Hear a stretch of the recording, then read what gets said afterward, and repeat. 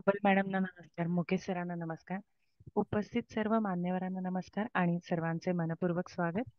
शिक्षण हे एक परिवर्तनाचं माध्यम आहे आणि सरांनी ज्योतिषशास्त्रातील नवनवीन विषय आपल्या सर्वांना शिकवून ज्योतिषशास्त्रामध्ये एक मोठे परिवर्तन घडवले असं मला वाटतंय. सर, तुमच्यासारखा शिक्षक मिळणं म्हणजे खूप मोठ्या आशीर्वादापेक्षा काही कमी नाहीये. त्यासाठी आधी तुम्हाला खूप खूप धन्यवाद. सर आज आपल्याला केपलर सिस्टम ॲस्ट्रॉलॉजी याविषयी सांगणार आहेत. सरांना मी विनंती करते की त्यांनी आजच्या लेक्चरला सुरुवात करावी. Thank you sir. Thank you Mukesh sir. धन्यवाद मॅडम. धन्यवाद. नमस्कार सगळ्यांना नमस्कार. पहिल्यांदा स्वागत करतो कुलकर्णी मॅडमचं. त्यांनी अतिशय चांगल्यापैकी स्वागत केलेलं आहे आणि निवेदन पण दिलेलं आहे. तर त्या ठिकाणी सगळ्यांचं स्वागत आहे. दळवी साहेब आहेत, त्यांचं स्वागत आहे. मुकेश भाऊ आहेत, कुबल मॅडम आहेत, देशमुख मॅडम आहेत, सर्व कुलकर्णी, सगळे कुलकर्णी त्यांचं स्वागत आहे. हळदणकर मॅडम त्यांचं स्वागत आहे. इत्यादी सर्व आदरणीय जे काही सभासद आहेत त्यांचं सगळ्यांचं स्वागत आहे. आज आपला विषय जो आहे तो केपलर सिस्टमचा आहे. आपण गेल्या वेळेला जे काही व्याख्यान दिलं होतं तर त्या व्याख्यानामध्ये आपण असं सांगितलं होतं की वेस्टर्न ॲस्ट्रॉलॉजी मध्ये कशा पद्धतीचा वापर केला जातो, तर तंत्र कसं आहे त्याचं आणि त्याच्यावरून भविष्य कसं सांगायचं याच्याबद्दलचा विचार केला जातो. आणि ही जी आजची कुंडली लावलेली आहे ही सुद्धा एका पुरुष व्यक्तीची कुंडली आहे आणि त्यामध्ये तुम्हाला जी सायन पद्धती जी आहे त्याच्यामध्ये फलादेश कसा करावा. जर समजा तुमच्याकडे जातक आलं आणि तुम्ही निर्जन तुमची प्रॅक्टिस आहे, पण यदा कदाचित तुम्हाला असा प्रश्न पडला तर सर्व तऱ्हेच्या ह्या पद्धती आपण शिकवतो.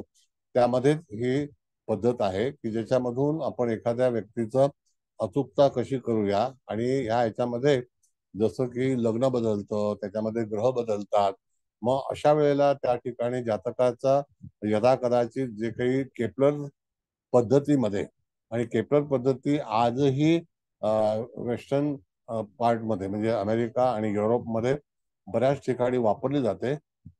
मी थोडंसं आणखी तुम्हाला थोडंसं मार्गदर्शन करीन की ज्योतिषशास्त्र जे आहे तर उत्तर, पूर्व, पश्चिम, दक्षिण या सर्व ठिकाणी आपापल्या पद्धती घेऊन आलेले आहेत. उदाहरणार्थ की ताजिकस्तान म्हणून एक गाव आहे म्हणजे देश आहे, तर त्याच्यामध्ये ताजिक पद्धती आहे आणि ती पाकिस्तानच्या वरती नॉर्थला आहे. तर ताजिक पद्धतीमध्ये सुद्धा शकलांचा विचार केलेला आहे. तसंच रमलचा पण रमलची विद्या जी आहे ती अरबी विद्या आहे. तशाच त्या ठिकाणी तुम्ही पुढे पुढे गेल्यानंतर अशा अनेक पद्धती ज्या आहेत मग त्या जिबूच्या आपण शिकलेलोच आहोत. त्याच्यानंतर पॅलेस्टाईनच्या याच्यामध्ये आणखी काही मुस्लिम विद्या आहेत. तर मग अशा विद्येमध्ये त्यांनी सगळ्यांनी ज्योतिषाला जास्तीत जास्त भूमिका कशी ग्रह देतील याचा विचार केलेला आहे. तर मग अशाच वेळेला तुम्हाला आज जी आपण शिकणार आहोत तर ती केपलर पद्धती आहे. तर आता जी कुंडली मॅडम लावणार आहेत तर ती कुंडली मॅडम लावा तुम्ही. त्याच्यावरती आपण विवेचन करू, विश्लेषण करू. आधी आणि जन्म तपशील लावू ना. हा, जन्म तपशील लावा. हो.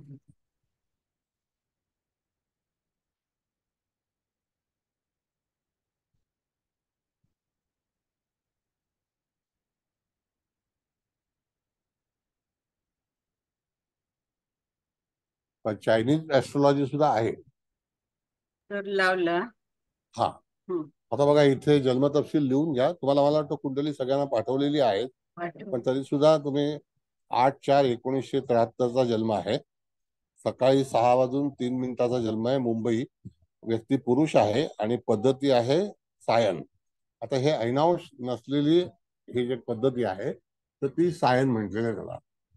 आता अशा ह्याच्यातून जेव्हा तुम्ही बघितलं तर इथे आलेलं मेष लग्न आहे.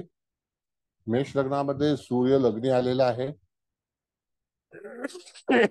त्या ठिकाणी आपण गेल्या वेळेला शिकलो होतो की सूर्याच्या अलीकडे आणि सूर्याच्या पलीकडे असणारे जे ग्रह आहेत. हा, हे बघा ही कुंडली लावली आहे. तर मेष लग्नाची कुंडली आहे. मी सर्वांना पाठवली पण होते. त्या ह्याच्यामध्ये बघितलं आपण तर लग्नी सूर्य आहे आणि शुक्र सुद्धा आहे. त्याच्या पाठीमागे आपण जर बघितलं तर त्या ठिकाणी बुध आहे आणि तिथून तिसऱ्या स्थानामध्ये शनी आणि चंद्र सुद्धा आहे. आणि गुरु आणि मंगळाची युती लाभस्थानामध्ये आहे. आता इथे असं आपण जर बघितलं तर सर्व ग्रह जे आहेत ते जातकाच्या पूर्व प्रभागामध्ये आहेत. मग ईशान्य प्रभाग सुद्धा आहे, आग्नेय प्रभाग सुद्धा आहे आणि पूर्व प्रभाग सुद्धा आहे. तर फलादेश देताना त्यांनी अशी पद्धती वापरलेली आहे की सूर्याच्या आजूबाजूला जे ग्रह असतील तर त्याची सूर्याची जी किरणं आहेत ती त्यांच्यापर्यंत पोहोचली जातात आणि तो ग्रह जो आहे तो आपल्याला जास्तीत जास्त चांगला फलादेश देतो, असं केपलर पद्धतीचं म्हणणं आहे. कळलं का? मी तुम्हाला पद्धती शिकवतोय. त्यानंतर आपण पाहिलं इथे तर ह्या व्यक्तीच्या जीवनामध्ये ते जीवन कसं असेल. आता जर 73चा जन्म आहे म्हणजे जातक साधारणतः 50च्या पुढे गेलेला आहे. कळलं? 50च्या जवळपास आहे. आता हा जातक पेशाने काय आहे तर पेशाने हा तांत्रिक आहे. म्हणजे तंत्र म्हणजे इंजिनिअरिंग. कळलं का? म्हणजे ते तांत्रिक नाही, इंजिनिअरिंग. आता हा इंजिनिअरिंग अभियांत्रिकी, आपण याला बघू अभियांत्रिकी. तर आता तिथे आपण बघितलं तर प्रथम स्थान जे आहे ते अतिशय बलवान झालेलं आहे. तर त्यांचं म्हणणं काय आहे तर तुम्हाला मी सांगतो की ज्या वेळेला प्रथम स्थानामध्ये किंवा सूर्यासोबत असणारे ग्रह, आता सूर्यासोबत इथे पहिला ग्रह कोणता आहे तर शुक्र आहे.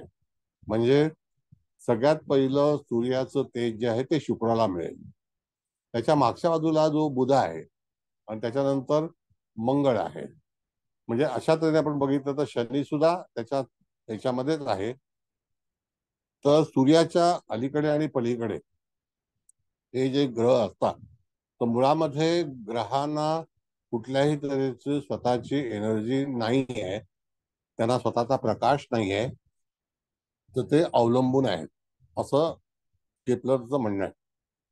आणि त्याच वेळेला आपण जर पाहिलं तर त्या ठिकाणी जेव्हा तुम्हाला फलादेश द्यायचा असतो तर तुम्हाला ती पद्धती अवलंबून करायची असते.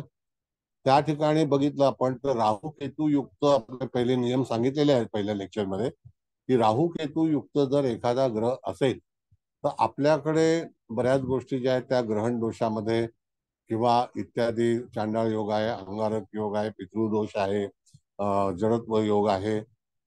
कळलं का? तर त्या ठिकाणी जामित्र योग आहे. अशा तऱ्हेचे योग आपण आपल्या आचार्यांनी ठरवलेले आहे. पण त्यांच्याकडे तसं नाही आहे.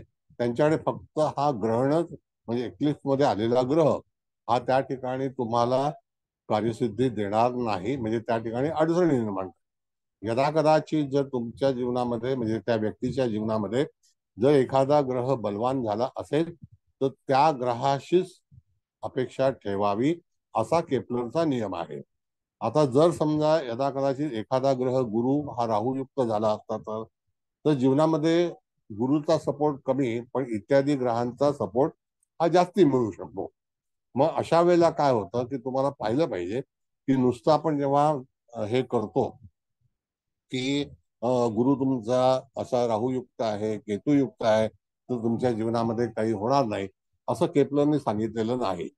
मग केपलर काय सांगतात की तुम्हाला जो प्रकाशमान ग्रह आहे त्याच्या शेजारी असणारा ग्रह हा त्याच्या प्रकाशामुळे तो तिथे उदयास येतो किंवा लौकिक प्राप्त होतो.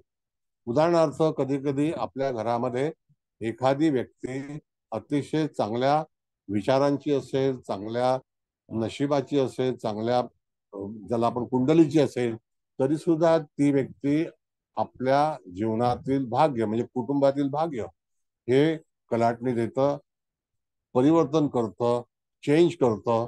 आणि त्या ठिकाणी अशी व्यक्ती कुटुंबाला एखादी व्यक्ती फार मोठ्या विजयाकडे किंवा प्रकाशाकडे घेऊन जातं आणि तिथे भरभराट होते कुटुंबाची.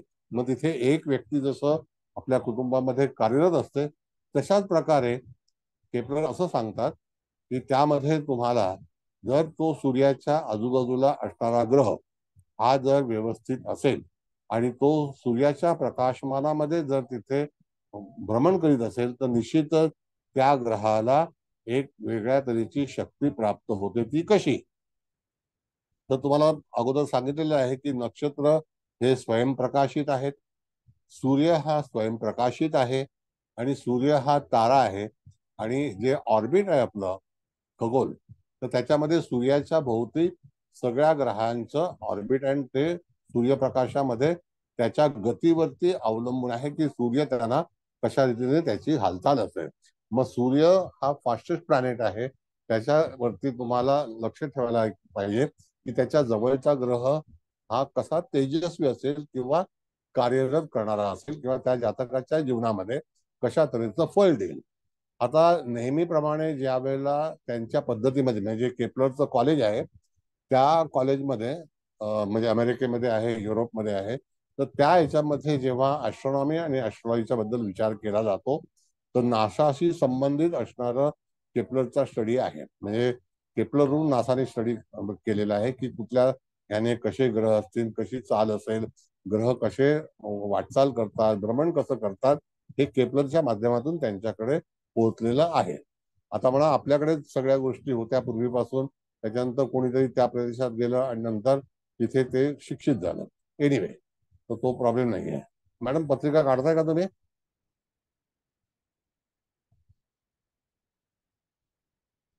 Please sir. आता आणखी काय पाहायचंय आपल्याला? पहिलं व्याकरण समजून घ्या.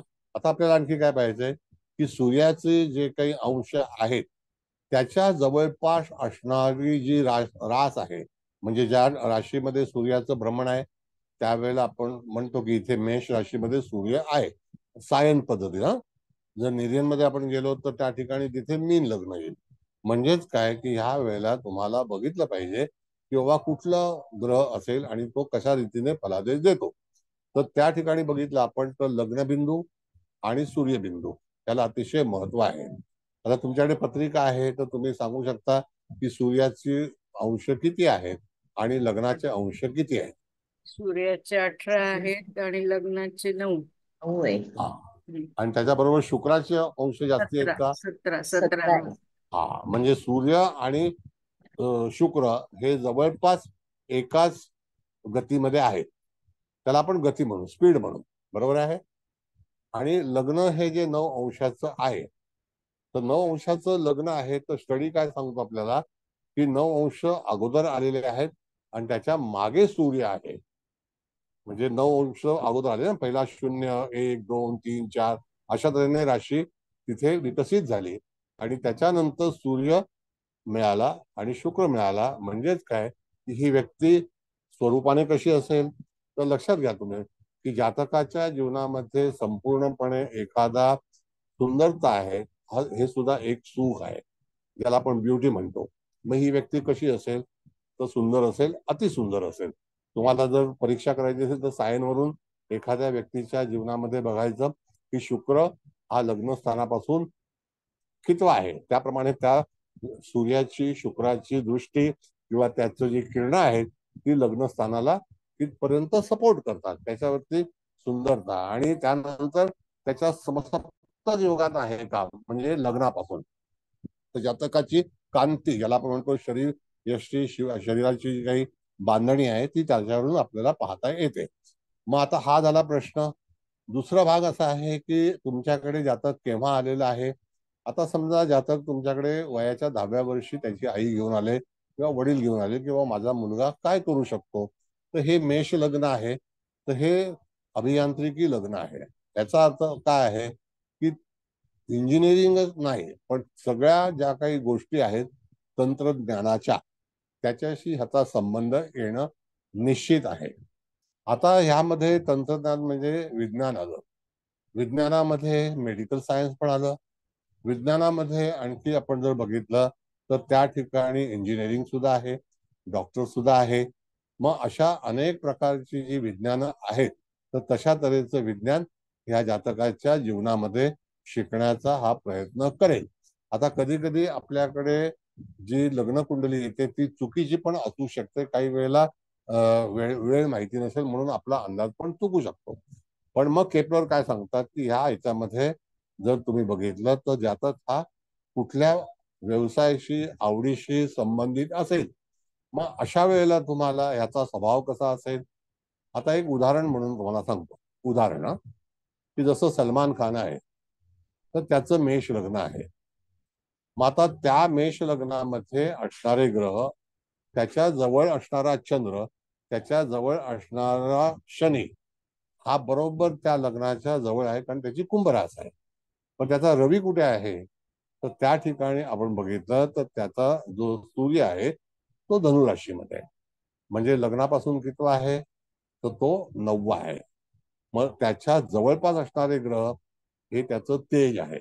म्हणजेच काय की ह्या व्यक्तीच्या कुंडलीमध्ये आपण जर तपासायला गेलो, आपल्याला जर समजा एखादा फलादेश द्यायचा असेल तर त्यावेळेला तुम्हाला ह्या ग्रहांचा आधार घेऊन त्याचं भविष्य कथन कसं करावं ह्या बाबतीतला निर्णय जो आहे तो तुम्हाला घेणं अत्यंत आवश्यक आहे. म्हणजे जातकाची चिंता आहे किंवा मी ह्याला कुठल्या क्षेत्रामध्ये ऍडमिशन घेऊ, मग त्याचं वय काय असेल त्याच्यावरती त्याचा परिचय अवलंबून आहे.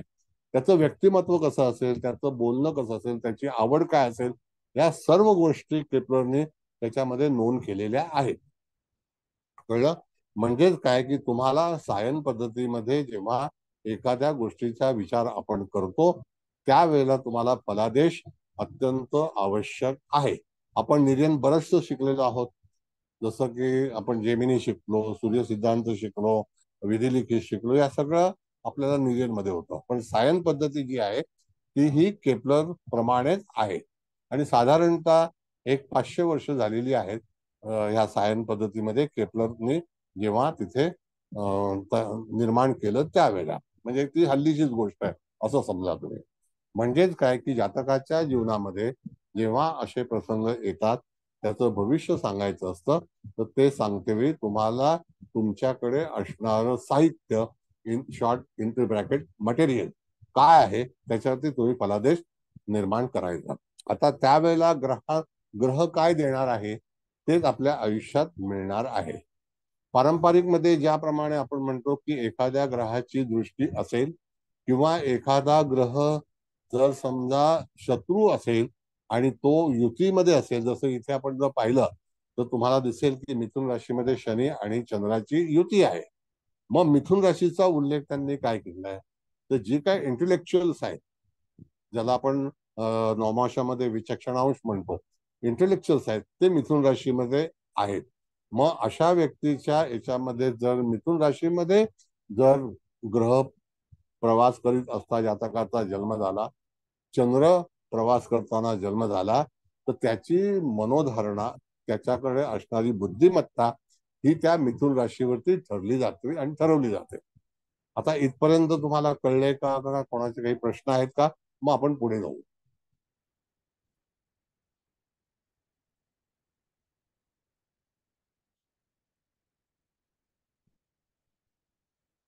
विचारा, काही हरकत नाही, नो प्रॉब्लेम. तुम्हाला कळणं गरजेचं आहे. सर एक विचारू का? हा विचारा, का ना विचारा ना. आता मिथुन राशीमध्ये शनी आहे. हो, शनीची अवस्था वेगळी राहिली असती का? तर त्याचं कसं बघायचं? कारण प्रत्येक ग्रहाच्यामुळे चंद्र जो जाईल तर मिथुन राशीचं वेगळं बुद्धिमत्ता मिळेल का? हा बरोबर आहे. आता कसं आहे गमत की पहिली गोष्ट म्हणजे जी मिथुन कॅव्हिटी आहे, तुम्ही सूर्य सिद्धांताला होतात की नाही? हो होतो सर. हा, मग त्यावेळेला आपण काय विचार केला की मिथुन राशी कोणत्या ग्रहामुळे जन्माला आलेली आहे हा विषय तुमच्या लक्षात असेल. हो आलंय. हो, मिथुन राशी ही चंद्राच्या साईडने जन्माला आलेली आहे. तर त्याची आखणी, गॉट इट, त्याची आखणी ही चंद्रापासून झालेली आहे. निर्मिती असं म्हणा, निर्मिती, बरोबर आहे. आता हो ना. मिथुन राशीचे जेव्हा अधिपती ठरवला गेला तर कोण आहे तो? तो बुध आहे, बरोबर आहे की नाही? हो आणि कन्या राशीचा अधिपती कोण आहे? तर बुध आहे. बुधच आहे. आता तो का आहे असा जर प्रश्न समजा आला, जसं आपण शाळेमध्ये गाळलेल्या जागा भरा, गाळलेले शब्द भरा असं काय आहे जे असेल ते, तर त्यावेळेला तुम्हाला कळलं पाहिजे किंवा सूर्यापासून पहिली रास कुठली येते तर कन्या आणि चंद्रापासून पहिली रास कुठली येते तर मिथुन, बरोबर आहे की मिथुन. नाही? हो मग बरोबर. ह्या दोघांचे लॉर्ड बुधच काय ठरले हा एक प्रश्न आहे की नाही? हो मग त्याचं स्पष्टीकरण केपलरने दिलंय. तर बर. ते स्पष्टीकरण काय दिलेलं आहे की जेव्हा बुधाचा निश्चित हे झाला की बाबा ही रास बुधाकडे सोपवली आहे, गॉट इट. हो मग ती रास इंटेलेक्च्युअल आहे, हम्म. समजलं. कारण हो का सर. की आपण बुधाला इंटेलेक्च्युअल म्हणून समजतो आणि बुद्धिमान म्हणून समजतो. म्हणजेच काय की बुध हा ग्रह निश्चितच आपल्या जीवनामध्ये विकासाचा मार्ग हा निवडतो. गुरु भाग्याचा कारक आहे, त्याच्याबद्दल काही संशय नाही, पण गुरु विद्येचा कारक आहे. आणि बुध हा जो आहे तो जीवनामध्ये कसं वागावं, हाऊ टू वर्क. आता जसं त्या अच्छा. मॅडम म्हणाल्या तुम्ही आम्हाला मॅडम म्हणू नका, पण माझं हम्म. काम आहे, मी त्यांना पाहिलेलं नाही, पण त्या माझ्यासाठी आदरणीय आहेत, तर मी त्यांना मॅडमच म्हणणार. हम्म. मग तो बुधाचा प्रोसेस झाला, गॉट इट. हो सर. हा, मग तसं जर समजा आता तुमचा प्रश्न असा आहे की मिथुन राशीमध्ये कुठलाही ग्रह असेल तर त्या ठिकाणी पहिल्यांदा त्याच्या अंगी काय असेल तर बुधाचे गुण असतील, ओके. समजलं की नाही. बुधाचे गुण असतील म्हणजेच काय की त्या ठिकाणी जातक हा कशा वर्तणुकीमध्ये असेल तर बुधाच्या, असं केपलर सांगतात. बघा परत सांगतो मी, आपला जो काही हा विषय आहे हा केपलर युनिव्हर्सिटीच्या आधारे आहे, त्याच्यामध्ये मी पारंपरिक मिक्स करत नाही. लक्षात आलं. हो सर. हा, म्हणजे तिथे हॅलो. हा ऐकतो सर. हा, मग अशा वेळेला जातकाच्या जीवनामध्ये कशा घडामोडी होतील ह्याचा जर आपण विचार केला तर तिथे लग्नस्थान जे आहे हे मेषेच आहे, म्हणजे मंगळाचं आहे, हे तर निश्चित आहे. हो. बरोबर. मेष रास ही कोणापासून जन्माला आली तर चंद्रापासून आली, चंद्रापासून. आणि चंद्राच्या दशमात आहे ती, कळलं का. मग हा. त्याच्यामध्ये असणारे गुण आणि वृश्चिकेमध्ये असणारे गुण, तर वृश्चिकेमध्ये असणारे गुण हे सूर्याचे आहेत आणि मेषेमध्ये असणारे गुण जे आहेत ते चंद्राचे. चंद्राचे. हा, हे आपण सूर्य सिद्धांतामध्ये शिकलो, बरोबर आहे. हो सर. मग आता जर समजा जातकाच्या जीवनामध्ये जर एखाद्या वेळेला आपल्याला फलादेश द्यायचा असेल तर त्या ठिकाणी ही कुंडली एवढ्या चांगल्या परिचयाची आहे किंवा नशिबाची आहे की याच्यामध्ये राहू केतू बरोबर एकही ग्रह नाही हो. आहे का, नाहीये. नाही. हा, म्हणजेच काय की या कुंडलीला जास्तीत जास्त प्रभावशाल कोण असेल तर सूर्याच्या शेजारी कोण आहे तर बुध आहे, बुध आहे. बरोबर कोण आहे, शुक्र आहे, शुक्र आहे. बरोबर आहे. हो आता सर. शुक्र जर समजा जातकाच्या लग्नी असेल, वाक्य व्यवस्थित ऐका, हो तर ऐकतो ना. केपलरने काय सांगितलेलं आहे की तुम्हाला कमी कष्टामध्ये सर्व गोष्टी ह्या तुमच्या समोर येतील आणि तुम्हाला मिळतील. हे भाग्य आहे का, भाग्य नाही, अभाग्य आहे. एखाद्या व्यक्तीला जर समजा त्याच्यासाठी लोक काम करत असतील आणि तो स्वतः अतिशय चांगल्यापैकी बसून राहत असेल तर ते भाग्यवान आहे का भाग्यहीन आहे. भाग्यानच राहते ना सर, सूर्याचा प्रकाश मिळाला.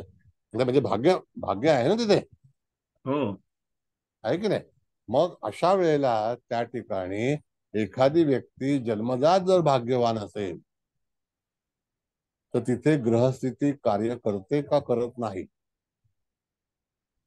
काय वाटतं तुम्हाला. करते ना. हा, नाही करत आहे सांगता येणार सर. निश्चितच. येस, नाही नाही असं नसतं. येस इट इज आहे.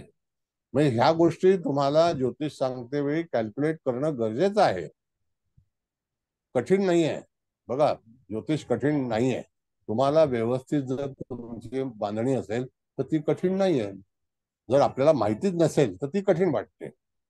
एखादी गोष्ट जर आपण अननोन आहोत त्याबद्दलची आपल्याला माहिती नाही तर आपल्याला कठीण वाटते ते, पण एकदा ती गोष्ट आपण हे केली, शिकलो, त्याच्यात अनुभव आला की आपल्याला ती सोपी वाटते, बरोबर आहे की नाही. हो सर. हा, मग आता मला सांगा की ज्या वेळेला आता आपण जर समजा वयाचा प्रश्न केला तर जातकाचं वय आपण साधारणतः 30 वर्ष, म्हणजे तो त्यावेळी साल कोणतं असेल? 73 आणि 3 2003. बरोबर आहे. आता तुम्ही हो. 2003 मध्ये जा. तुम्हाला कल्पना आहे की 2003 मध्ये इलेक्ट्रॉनिक किंवा IT इंजिनिअरिंग किती फॉर्मला आलं होतं, भरपूर. नाही का? ती एक नवीन सुरुवात झाली होती की नाही? तर जसं जसं युग येते त्याप्रमाणे ते ग्रह जे असतात ते जातकाच्या जीवनामध्ये संधी देतात. आणि शुक्र हे अतिशय, ज्याला आपण म्हणतो की कमी कष्टाचं काम करणारा ग्रह. अच्छा. आता त्या ठिकाणी जर बुध सुद्धा हा सूर्यप्रकाशित आहे, तर त्याची बुद्धिमत्ता पण चांगली आहे, अधिक तेजस्वी पण आहे, सुखाचा कारक शुक्र आहे. हो सर. म्हणजे जातक हा जीवनामध्ये निश्चितच आपल्या यशाकडे वाटचाल करणार. इथपर्यंत लक्षात आलं का? तुम्हाला लक्षात आलं नाही सांगा. नाही नाही, आलं लक्षात सर. फक्त मला ना शंका काय आली की आता शनी आहे ते मिथुन राशीमध्ये वेगवेगळे ग्रह बसले, तर तो सूर्याचा प्रकाश त्या ग्रहांच्या राशी प्रकाश ते मिळणारच आहे, पण तो चंद्र समजा आता तिकडे गुरु असा अजून बलवान झाला सगळं, हे मला विचारायचं होतं. नाही, बरोबर आहे तुमचं म्हणणं. पण चंद्र सुद्धा बलवान. आपल्याला काय वाटतं बघा, सांगतो मला, की चंद्र शनीची युती आहे असं आपण या कुंडलीमध्ये आहे, बरोबर आहे. हो. निर्यनमध्ये आपण नियम केपलरचे वापरतोय, निर्यनचे नाही. केपलरचे नियम काय सांगतात? जरी समजा शनी चंद्राची युती आली आणि ती सूर्याच्या जवळ असेल आणि सूर्य जर प्रकाशमान त्याच्यावरती जर जे हे करत असेल, तर त्या ठिकाणी त्या चंद्राला सूर्यापासून मिळणारं तेज हे अतिशय उत्तम असतं. कळलं? अच्छा. हो सर, आलं लक्षात. हा. म्हणजे तिथे तुम्ही जेव्हा फलादेश आपण आता चंद्र शनीची युती असेल तर जातकाच्या जीवनामध्ये एकाकी राहण्याचा प्रयत्न होतो किंवा तशी त्याची नशीब असतं. मग एकाकी जीवन जगण्यासाठी सुद्धा प्रवृत्त करणारा कोण आहे? तर शनी त्या चंद्राला सांगतो की तू एकाकी पण स्वीकार, तर तू आनंदात जगशील. आणि शनी चंद्राची युती ज्या व्यक्तीच्या कुंडलीमध्ये असेल तर बराच अवधी त्यावेळेला तो एकाकी जीवन जगण्याचा होतो किंवा त्याच्यावरती तसा प्रसंग येतो. अच्छा. हो सर, आलं लक्षात. भागवत मॅडम बोला. सर नमस्कार. धन्यवाद. धन्यवाद सर. धन्यवाद. याच्यावरती मला हे विचारायचं होतं की शनिचंद्र सूर्याच्या जवळ असेल तर त्यांना सूर्याचं तेज मिळेल, पण ते जर समसप्तकात असतील हा. येस. तर मग काय म्हणजे त्याच फळ मिळेल? आणि कसं आहे, आता केपलरने याच्याबद्दल भरपूर काही संशोधन केलेलं आहे. ज्या वेळेला समजा समसप्तक योग आहे असं आपण समजू, समसप्तक योग असेल म्हणजे त्यांचं जे अंतर आहे ते 180 अंशाचं आहे. हो. मग 180 अंश प्रकाश दूर आहे. बरोबर. म्हणजे ह्याचा अर्थ यदा कदाचित तो सूर्यापासून दूरवर गेलेला आहे का? म्हणजे त्याला सूर्यप्रकाशाची आवश्यकता आहे. बरोबर. म्हणजे त्या ठिकाणी तो लोप पावलाय असं म्हणता येणार नाही, पण बरोबर. तरी सुद्धा सूर्याची ऊर्जा त्यापासून कमतरता निर्माण करेल किंवा कमी असेल. म्हणून जातकाच्या जीवनामध्ये जी सूर्याची, जसं आपण आपली मोबाईलची बॅटरी आपण इंडिकेटरकडे बघतो आणि ती कमी कमी होत गेल्यानंतर आपण सांगतो ना आता व्हॉट्सअप बंद करूया, आपण एअरपोर्टला टाकूया, म्हणजे ती बॅटरी संपणार नाही. आणि काय होतं की नियम काय आहे, आपण जेव्हा प्रवासात असतो, म्हणजे मराठी भाषेत सांगतो, आपण जेव्हा ट्रॅव्हल मध्ये असतो, प्रवासात असतो, त्यावेळेला बॅटरी कंझ्युम जास्ती होते. म्हणजे बॅटरीचा वापर जास्ती होतो. का होतं की प्रत्येक टॉवर तो कॅच करत करत करत करत आपण प्रवासात जातो, त्यावेळेला तिथे कंझम्पशन वाढतं आणि बॅटरी लो होते. का होते असं? कारण का आपण प्रवासात असतो. तशाच प्रकारे आपण जर सूर्यापासून दूर आहोत तर त्या ग्रहाला मिळणारी जी एनर्जी आहे ती एनर्जी कमी पडते. म्हणून अशा वेळेला त्याच्यातून तुम्हाला एनर्जी प्राप्त व्हावी याकरता तो सूर्याच्या जवळ असेल हा तर तुम्ही निश्चितच आता तुम्ही सोलर सिस्टम बघा. हा सोलर सिस्टम कशी आहे? सोलर एनर्जी आहे ना. हो मग सोलर एनर्जी जर समजा ज्या ठिकाणी प्रांतामध्ये सूर्य उगवत नसेल त्या ठिकाणी सोलर एनर्जी मिळेल का? नाही नाही मिळणार. मग सेम तसंच आहे. हा गॉट इट. आता हा आपले नियम काय आहेत आपण डायरेक्ट सांगून टाकतो. काय करणार, तुमच्या सप्तमात शनी आहे आणि त्याच्यामुळे तुमच्या जीवनामध्ये अशा अशा गोष्टी होतील. हा आपला एक विद्या वाचस्पतीचा डायलॉग आहे. हा कळलं? हा पण तो लांब असेल तर मग फलादेश आपण काय सांगायचं की समजा समसप्तकात किंवा त्याच्या एक घर मागे पुढे असेल तरी लांबच ना तो. हो, नाही एक घर मागे पुढे असेल तसं नाही. तुम्हाला 180चा जो काही डिग्रीचा भाग आहे तर हा त्यामध्ये तो दूरवरच गेलेला आहे ना. हो म्हणून तिथे डिग्री काउंट करतात की सूर्यापासून.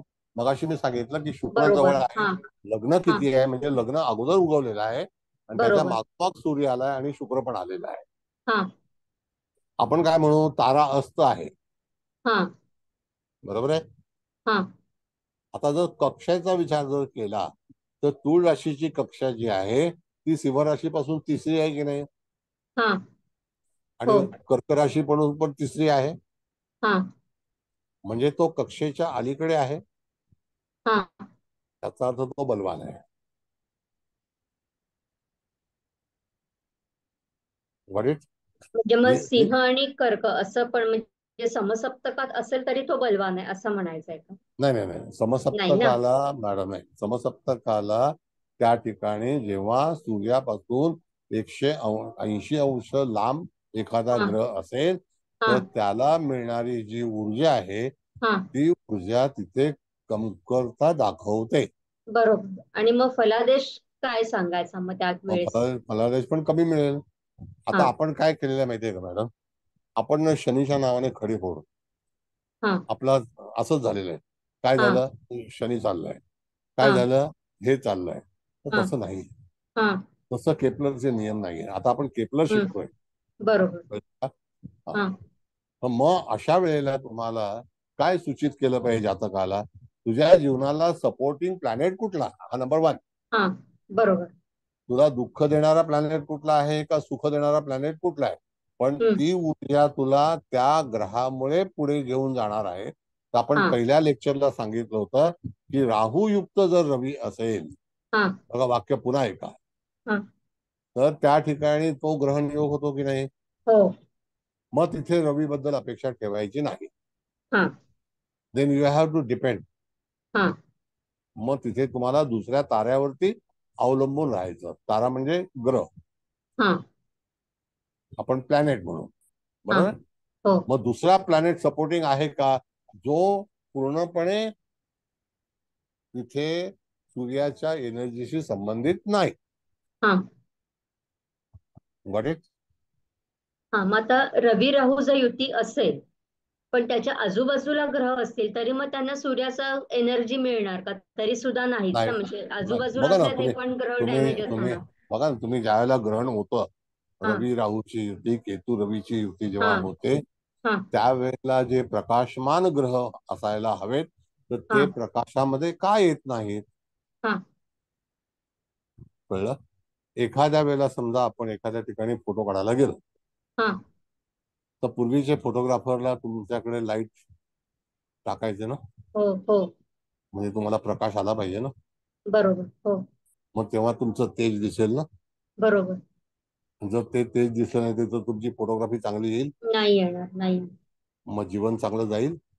हा, नाही काय काय हो नाही नाही नाही जाणार. दिस इज द सायन्स. हो आलं लक्षात सर, थँक्यू. आणखी कोणाला तर बोला. शनीच्या पुढे जर सूर्य असेल तर हरकत नाही. जवळ आहे का, समजा एक अगोदर किंवा एक पलीकडे अच्छा अच्छा जवळ आहे ना तर हो हो हरकत नाही. म्हणजे आता तिथे काय सांगितलं मॅडम माहितीये का, आपण जेव्हा पारंपरिक शिकतो की नाही तर त्यावेळेला सांगता नाही करणार तुमचा शनी एक राशांतर योगात आहे. हा, डायलॉग नाही का. मग एक राशांतर योगात आहे, मग आता त्या ज्योतिषाला किती कळलंय? आता इथे माझा प्रयत्न काय मॅडम, की तुम्हाला ज्योतिष पूर्णपणे कळावं. जरी शनीसारखा ग्रह एक राशांतर योगात असेल तरी सुद्धा हरकत नाही. कळलं? ओके. हा. याचा अर्थ काय की आपण जेव्हा गणित फलित सांगतो त्यावेळेला आपल्याकडे गणिताचा अभाव असतो, गणिताचा अभाव असतो. आता गणिताचा अभाव असेल तर फलित कसं करणार आपण? करू का? नाही. नाही मॅडम. म्हणजेच काय की आपल्याला गणित आवश्यक आहे. बरोबर बरोबर. म्हणून म्हणून त्या ठिकाणी मॅडम असं सांगितलेलं आहे की शनीच्या अलीकडे आणि पलीकडे जरी एक राशांतर योगात असले तरी सुद्धा सूर्याची energy see this is the Kepler system. हे केपलरचे नियम मी तुम्हाला शिकवतोय. दिस इज नॉट द न्यूटन. न्यूटनचे नियम वेगळे आहेत आणि आपण एवढे दिवस न्यूटन शिकतच आलेलो आहोत, नाही का? What Kepler says. Thank you. Yes. मग व्हॉट केपलर सेज, तर केपलरचे नियम आणि वेगवेगळे आहेत. कळलं का? फक्त शनीची अवस्था बघायला लागेल का? अवस्था म्हणजे काय? डिग्री वाईज कसा आहे तो? वक्री आहे, हे आहे ते स्तंभी आहे, त्याला पाहिजे का? सांग सांग सांग सांग. ज्या वेळेला तुम्ही शनीच्या बद्दलच बघाल, जर सूर्याच्या तो एक राशांतर योगात असेल तर त्या ठिकाणी तो कसा होईल, तर तो अतिचारी असेल, तो वक्री नसेल. आता स्तंभी असणं तर हाव लॉंग इट इज. आता समजा आपण असं म्हणू अबाउट द स्तंभी. चला, स्तंभी म्हणजे काय की तो तिथेच थांबलाय. ओके, तो तिथेच थांबलाय. हो स्तंभी म्हणजे तसं स्टॉप. हो हो. It is not in movement. बरोबर आहे? बरोबर आहे की नाही? हा, बरं. आता सांगतो मला मी. आता मला सांगा की एखाद्या व्यक्तीचा राशी स्वामी शनी आहे असं समजा, आणि तो स्तंभी आहे, म्हणजे तो थांबलाय. तर तो राशी स्वामी जर स्तंभी आहे तर तो जीवनात काही काम करणार नाही. नाही करेल ना, पण अडथळे येते. नाही नाही, अडथळे तर जगामध्ये विमान उडवताना पण आहे आणि उतरताना पण आहे. कळलं का? पण तरी सुद्धा त्या ठिकाणी स्तंभीचा फलादेश काय आहे असा आपण जर विचार केला तर त्या स्थानाचे फळ मिळणार नाही किंवा अडचणी येतील. नाही नाही, अडचणी तर मॅडम सगळ्याकडेच आहेत. अडचणी कुठल्या देशात नाही आहेत ग्रहामध्ये असं नाही, पण तरी सुद्धा जीवनामध्ये वृद्धी होईल का होणार नाही? कमी होईल. ठीक ठीक आहे, हरकत नाही. आता बघा असं आहे की जरी शनी स्तंभी आहे असं समजू आणि तो 5-6 दिवस स्तंभी असेल असं आपण धरून चालू, आणि त्या काळामध्ये त्याचा जन्म झालाय असं पण आपण समजू, तर स्तंभी शनी हा कुठल्या राशीचा अधिपती आहे? कुंभ राशी आणि मकर राशीचा. बरोबर आहे? हो. तर समजा जर एखाद्या व्यक्तीचं कर्क लग्न आहे तर सप्तमात येणारी रास कोणती आहे? मकर आहे. हो. त्याचा अधिपती स्तंभी आहे. बरोबर आहे? मग त्याचं लग्न होणार नाही? होईल ना सर. मग कसं होईल? मग कसं होईल? तुम्हाला जर अपॉर्च्युनिटी नाही तर मग कसं होईल? ओढून ताणून करतात ना सर. नाही, तसं नाही, तसं नाही. To be. मग काय सर, हा? आपण नाही तसं नाही मॅम, फलित मिळणार, पण आता तो फलित डिपेंड आहे. मी परत तुम्हाला सांगितलं की राहू केतूच्या सोबत असणारा ग्रह हा तिथे पूर्णपणे पडद्या आड असतो, तर त्याला पडद्यापुढचं दिसत नाही. कळलं की नाही? हा बरोबर ना. कळलं ना? असं आहे. तर त्यावेळेला स्तंभी असेल. आता काय गमत आहे की हा स्तंभी किती ग्रह होतात स्तंभी, असा पण एक भाग आहे. हा बरोबर बरोबर. आणि किती काळ होतात. हो बरं, चला आता आपण असा विचार करूया. मी तुम्हाला सांगतो, मी पूर्णपणे डिटेल्स मध्ये सांगणार, कारण आपल्याकडे अभ्यास पाहिजे आणि तुम्हाला तो कळला पाहिजे. आता तो स्तंभी दीर्घकाळ का होतो त्याला कारण सांगतो. सूर्याची रास कोणती आहे? सिंह. हो. आणि मकर कोणाची आहे? शनीची. हा बरोबर आहे. बरोबर. त्यावेळेला ती रास, कुंभ रास, ही सूर्यापासून लांब आहे.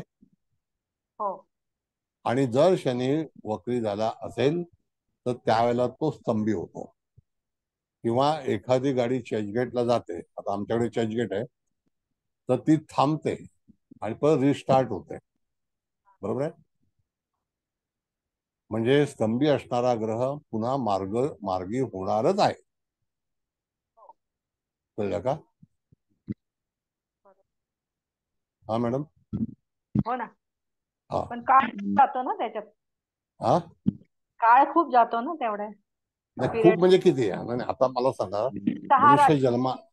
मनुष्य जन्माला आला, आता 60 वर्ष तो काहीच करू शकणार नाही. करतो ना. मग स्तंभीचा फलादेश काय? आता कळत नाही मग काय बोलू. मग स्तंभीचा फलादेश काय? तर आपण तेव्हा इंडिकेट करतो की हा ग्रह स्तंभी आहे. Okay, I agree with you. हा मग सांगा बाबा, स्तंभीचा फलादेश काय मिळू शकेल? तर जातकाचं काम होणार नाही, जातक असाच राहील, जातक कुठलंही कर्तव्य बजावू शकणार नाही. आणि नाही कधी कधी त्याला नोकरी बाबत किंवा ज्या स्थानात असेल त्याबाबत अडचणी येतील. कमतरता निर्माण होईल. कमतरता निर्माण होईल. ऍग्री. कमतरता. Agree with you. मग आता त्यावेळेला असे किती ग्रह स्तंभी होऊ शकतात? एखादाच ना, जास्त ना. दुसरा पण होऊ शकतो, नाही का? पण सूर्याच्या किती अंतरावरती तो आहे त्याच्या वेळेला स्तंभी आणि मार्गीचा आणि वक्रीचा विचार केला जातो. हो 4 राशी. शेवटी त्या ठिकाणी 4 रास आहे, मग 5वी असू शकत नाही का? असू शकते. नाही, टेल मी कॉन्फिडेंटली. नाही 4च राशी येतात ना. असं तुमचं पक्क मत आहे? उत्तर पक्क आहे का? हो 110 अंश. उत्तर पक्क आहे का ते सांगा मला. पक्क आहे, पक्क आहे. हा, म्हणजे 5वी रास नाही. आत्ताच्या बुद्धीप्रमाणे तरी ते आहे. ठीक आहे, चला, मी काय बुद्धी तपासणार नाही. तुम्ही सांगताय, मी ऐकतो आणि तुम्हाला शिकायचं. माझं काम आहे शिकवायचं आहे. आपण याच्यावरती उत्तर आहे, पण आता ह्या वेळेला देत नाही, आपण उत्तर देऊ. काय समजलंय? कसं असतं मॅडम, की झोडॅकची बॉर्डर जी आहे ना, त्या बॉर्डरच्या ह्याच्यामध्ये 5व्या राशीत, आपला विषय झाला 5व्या राशीत, तरी सुद्धा तो स्तंभी होऊ शकतो. डिग्री मध्ये फरक असेल तर मग डिग्रीचं अंतर म्हणजे तुम्हाला डिस्टन्स, त्याचं डिस्टन्स कोणापासून किती? सूर्यापासून तर शनीपर्यंत. हा, मग त्याचं अंतर तुम्हाला मोजता आलं पाहिजे ना. हो सर. मग ते अंतर त्याच्यावरती स्तंभी हा ठरवला जातो. हो बरोबर आहे. त्याचा अंतर, त्याचा स्तंभी हा ठरवला जातो. बरं, चला पुढे जाऊया आणि मग परत आणखी विचारूया. थँक्यू.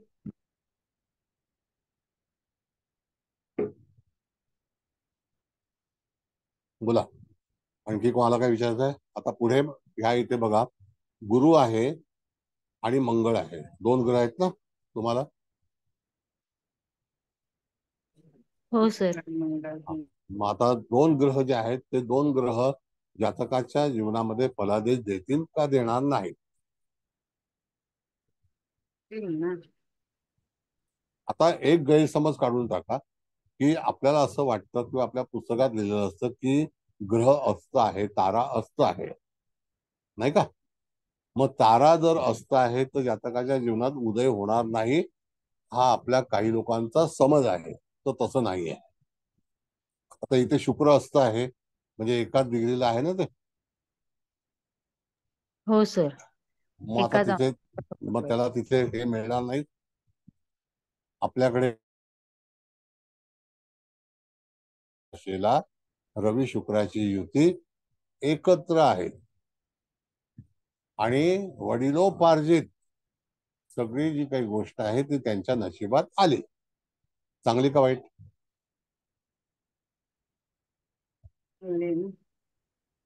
चांगलीच ना. मग तारा असताचा आपण विचार करू शकतो नाही. हा. म्हणून नियम काय आहे की एखादा ग्रह जर समजा तुम्हाला सपोर्टेड असेल किंवा असणार नाही तर तो सूर्यापासून किती अंतरावरती आहे इट डिपेंड. कळलं? जसं की 1962च्या फेब्रुवारीमध्ये अष्टग्रही झाली होती मकर राशीमध्ये. कळलं? मला वाटतं 2 फेब्रुवारी 1962. तर त्यावेळेला मकर राशीमध्ये 8 ग्रह होते. त्या 8 ग्रहामध्ये पण जन्माला आलेला त्या दिवशी अमावस्या होती. दुसऱ्या दिवशी लगेच कुंभ राशीमध्ये चंद्र गेला. ती माणसं पण जिवंत आहेत, ती पण प्रगतिशील झाली. पण त्यामध्ये मकर राशीमध्ये रवी पण होता, मंगळ पण होता, गुरु पण होता, केतू सुद्धा होता, असे सगळे ग्रह होते. ती माणसं सुद्धा जन्माला आली, जगली. पण त्यांना किती कष्ट झाले. ते कष्ट का झाले? कारण ते केतुयुक्त होते आणि त्या दिवशी ग्रहण पण होतं. तुम्ही 1962 2 फेब्रुवारीची पत्रिका काढून बघा. अजूनपर्यंत त्यानंतर अष्टग्रही कधी झाली नाही. मग अशा वेळेला तुम्हाला निर्णय देते वेळी तो केतू, तो राहू हा समोरासमोर आहे. चंद्र सुद्धा तिथेच आहे, रवियुक्त आहे. मग अशा वेळेला त्या व्यक्तीच्या जीवनामध्ये जर समजा प्रगती व्हायची असेल तर त्याला दीर्घकाळ लागला. कळलं? Got it? हो सर. म्हणजे तुम्हाला पत्रिका वाचन करते वेळी आता ह्या पत्रिकेबद्दल बोला. ह्या पत्रिकेमध्ये मंगळ आणि गुरु हे लाभस्थानामध्ये आहेत का? ते प्रकाशमान आहेत का? मग त्या फळ देतील का? बाकी तो कुठे आहे त्याच्यापेक्षा तो ग्रह सूर्याच्या किती जवळ आहे त्याच्यापर्यंत त्याची किरण जाणार आहेत का? इथे प्रश्न आहे किरणांचा. जर समजा तुम्ही त्या ठिकाणी समसप्तक योगातला किरण वेगळा भाग आहे, नवपंचम मधला वेगळा आहे, पण तो 5व्या राशीत गेल्यानंतर तेवढा फलादेश देईल का? हा प्रश्न आहे.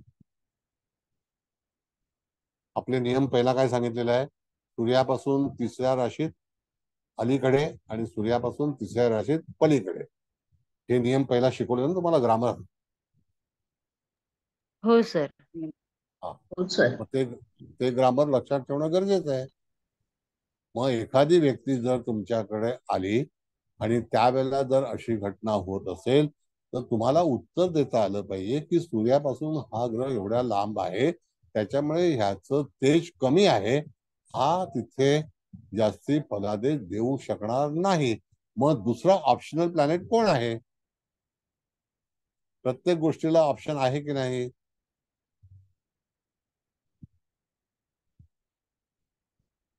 मग तिथे त्या जातकाच्या जीवनामध्ये कुठला तरी ग्रह हा सपोर्ट करत असेल ना, मग त्याच ग्रहाच्या अंमलाखाली त्याचं जीवन असेल,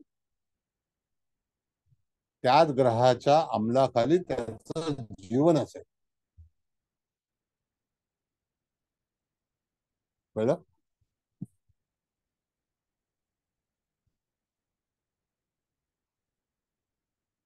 कन्फ्युज होतं का? काही कमी आहे का? ही स्पेशल कुंडली मांडण्याचं कारण असं आहे की ह्या कुंडलीमध्ये जर तुम्हाला प्रगती शोधायची असेल तर तिथे बुध सुद्धा चांगला आहे, मंगळ सुद्धा चांगला आहे, गुरु सुद्धा चांगला आहे, शनी सुद्धा चांगला आहे, चंद्र सुद्धा चांगला आहे. म्हणजे 2 ग्रह ते झाले, 2 लग्नातले ग्रह 4 झाले. एक ग्रह 5वा कुठला आहे की त्या ठिकाणी बुध आहे आणि 2 ग्रह लाभातले मंगळ गुरु, हे 7 ग्रह झाले. आता 2 ग्रह राहू आणि केतू, हा, नाही का? मी एक विचारू का? एक हा, मिनिट. बोला बोला हा, बोला बोला.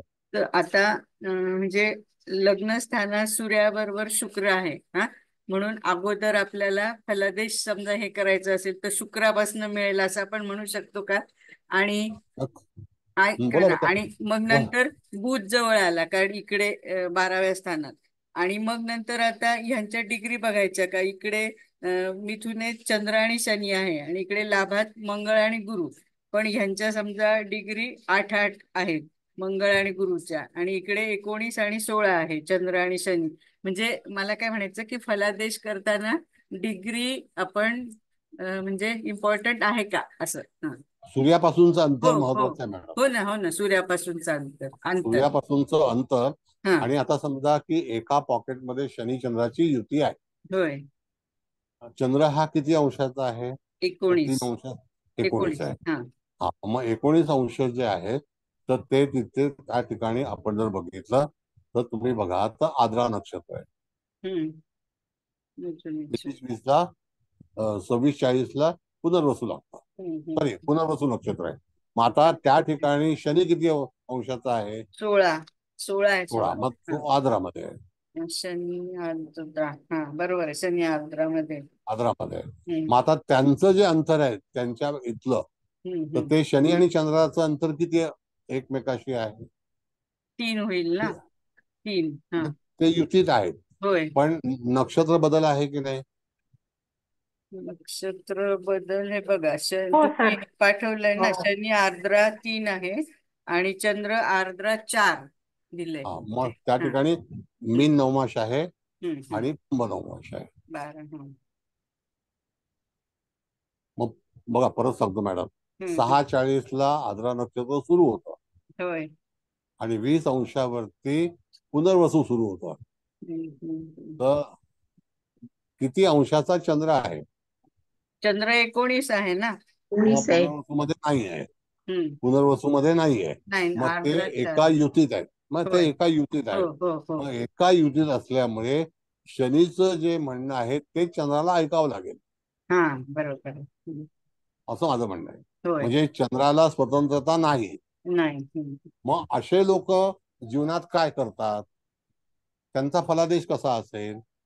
तर ते ज्याला शनीचा आदेश असेल, शनीची स्थिती असेल, त्याचप्रमाणे त्यांना काम करावं लागेल. मग आता आपण पहिल्यांदा अगोदर काय सांगितलं होतं की जातकाला कसं वागावं लागेल, तो तो कोणाच्या राशीत आहे, त्या राशीचे गुणधर्म काय आहेत, इंटेलेक्च्युअल. होय. बरोबर आहे. जसं आता मी तुम्हाला सांगतो मॅडम की एखाद्या व्यक्तीचं लग्न तूळ आहे आणि एखाद्या व्यक्तीचं लग्न ऋषभ आहे, तर त्या ऋषभ आणि तुळेचा जन्मजात प्रभाव सुंदरतेकडे आहे. कळलं? शुक्रामुळे. हा, शुक्रामुळे. मग आता जर समजा यदा कदाचित त्याची राशी तूळ आहे किंवा त्याची राशी ऋषभ आहे, तर तो चंद्राचा प्रभाव शुक्राप्रमाणे आहे. होय, बरोबर. मग तिथे पण सुंदरता आली, मग त्याचे विचार आले, त्याचं लक्झरी आलं, त्याचं परदेशगमन आलं. मग ह्या सगळ्या गोष्टी ज्या आहेत ह्या त्याच्यापासून ठरवल्या जातात. मग ती कॅव्हिटी कोणाची आहे? तर चंद्राची.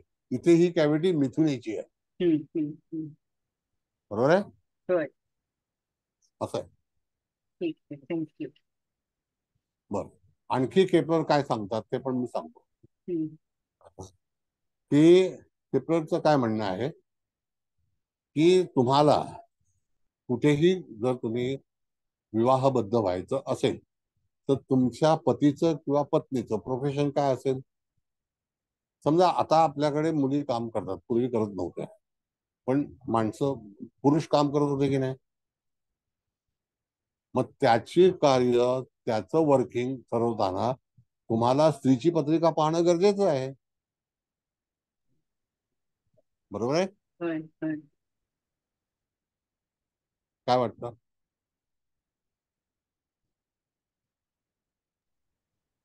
बरोबर आहे. नाही का? बरं, आता मला आणखी एक उत्तर द्या की तुमची मेष रास आहे ना, बरोबर आहे? हो. आता मेष रास आहे तो तुमचा लग्नेश आहे, बरोबर आहे? आता तुम्ही विज्ञान शाखेशी संबंधित आहात, बरोबर आहे? मग तुम्हाला तिथे जाण्यासाठी मार्ग कोणी दिला? तुमच्या मनाने दिला. कोणी ठरवला? मीच. तुम्ही ठरवलं की नाही? बरं, त्यानंतर आपला विवाह अशा व्यक्तीशी व्हावा की तो विज्ञान शाखेचा विद्यार्थी किंवा कार्यकाम करणारा असेल, बरोबर आहे? होय. 100% हो, बरोबर आहे. मग हे असं केपलर सांगतो. सर 100% बरोबर आहे. हे माझ्या बाबतीत पण हेच घडून आलंय सर, अगदी 100%. मग फलादेश करते वेळी तुम्हाला ह्या टेक्निकची आवश्यकता आहे की नाही? आहे. छान. म्हणजे तिथे तुमची आवड काय, बरोबर आहे? माणसाचं जे काही थॉट्स असतात, माणसाची दृष्टी असते, माणसाचं विजन असतं, हे सगळं प्लॅनेटवरती ठरतं आणि झोडियाक वरती ठरतं. मग तुम्हाला नशीब तुमचं काय सांगतं? मग असं नशीब वाचता आलं पाहिजे की नाही, जे आता मी तुम्हाला सांगितलं. छान. हा, छान असं ना. एका आपण हे साधी पत्रिका तर आम्ही असंच म्हटलं असतं, अरे हा शुक्र तर अस्त झाला, आता हे चंद्र शनी आले, हा विष योग झाला, आणि काय आणि काय आणि काय. बरोबर की नाही? असा पार्ट आहे. विषयोग झाला हरकत नाही, तो हो, पण त्याला त्याच्यावर मात होईल ना, कारण सूर्याच्या जवळ आल्यामुळे जवळ असं. आहे. पण दुसरी गोष्ट की त्याला ते सहन करावंच लागेल, त्याला ते भोगावंच ताकद लागेल. पण तो मिळेल. एकाकीच जीवन जगेल किंवा त्याला कधी कधी काय असतं, काही वेळेला आपण म्हणतो की माणूस घाण आहे, त्याला माणसं आवडत नाहीत, असे असतात की नाही लोक? असतात ना. काही लोकांना भांडणं करणारी लोक आवडतात. ते का? तर त्याला तसंच कारण आहे. लोकांची आवड निवड जेव्हा तुम्ही ठरवता, तर तुमचं असेंडंट काय आहे, किंवा तुमचा जो काही चंद्र आहे किंवा आणखी इत्यादी ग्रह आहे, तो कुठे आहे, कोण आहे, त्याच्यावरती तुमची आवड आणि निवड ठरवली जाते. बर, आता त्या ह्याच्यामध्ये आपण जर बघितलं तर केपलरचे नियम हे अशा तऱ्हेने आहेत. कोणाला कळलं नाही तर सांगा जरा, मग आपण पुढे हे करू. काही वेळेला वेळ कमी पडतो. सर तुम्ही मागे एकदा चंद्र शनी बद्दल सांगितलं होतं की चंद्र शनी जर असं युतीमध्ये असतील वगैरे, तर चंद्र म्हणतो की बाबा ठीक आहे, तू लांब राहा, पण मला शांततेत राहू देत. बरोबर आहे. याचा अर्थ मला तो या एकाकी भानगडी राहतो की कुठल्या नाही? पडायचं नाही. होय सर, अगदी बरोबर आहे. म्हणजे तुम्हाला तर माझी पत्रिका माहिती आहे. आता माझे रवी चंद्र शनी एकत्र आहेत, तर आता इथं हा विचार करायला गेला सर, तर ह्या रवीनं चंद्र आणि शनीला प्रकाशमान केलं असं म्हणता येईल का सर? नक्की. आता अच्छा. असं बघितलं तर बघा, परत सांगतो मला मी की चंद्र आणि रवीचे जे काही संबंध आहेत, तर त्याने मायावती जर जन्माला येऊ शकते होय आणि तिचा विकास होऊ शकतो. होय होय. धीरूभाई अंबानी जन्माला येऊ शकतो आणि त्यांचा विकास होऊ शकतो. निश्चितच. होय, आपला का नाही होणार? होणार ना सर. आपल्याला थोडे जास्त प्रयत्न करावे लागतील कदाचित, ते थोडं नशीब नाही जास्त नाही घेऊन नाही आले असं पण. नाही नाही, तसं नाही. त्यांनी नशीब घडवलं. बरोबर आहे सर. ते होय. नशीब घडवलं. एक पेट्रोल पंपावरती कारकून असणारी व्यक्ती स्वतःची पेट्रोल बनवण्याची फॅक्टरी तयार टाकू करते. शकते. होय मग होय. ते केवढे मोठे विचार आहेत ते. बरोबर आहे सर.